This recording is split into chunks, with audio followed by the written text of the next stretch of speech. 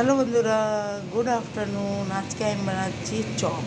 এটা হচ্ছে কাঁঠালের চপ, এটা হচ্ছে ব্রেড ক্রাম, আর এটা হচ্ছে টিক্কি ভাজছি।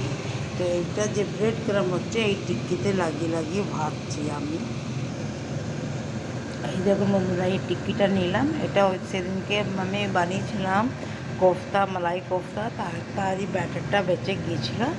তো আজকে খিচুড়ি বেনেছে, তো খিচুড়ির জন্যে টিক্কি আমি বানালাম।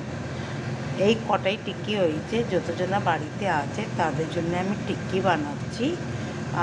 এটা ব্রেড কাম লাগিয়ে নিলাম বন্ধুরা। এতে সব শুকিয়ে যাবে, জল যাই বা জল আছে সব শুকিয়ে যাবে এতে। আর এই এমনি এমনি করে ঝেড়ে নিলাম।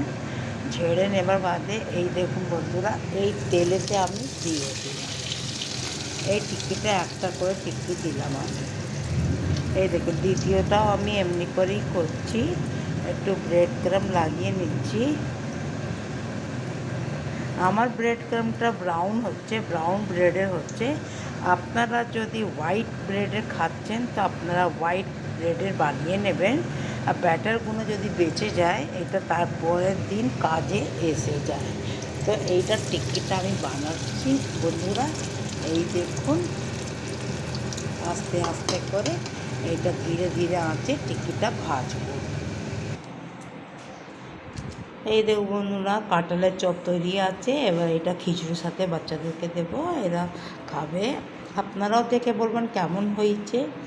আর এটা টেস্টি হয়েছে, খুবই দারুণ হয়েছে খেতে, আর খুবই মজা হয়েছে, আর কুরকুরা হয়েছে।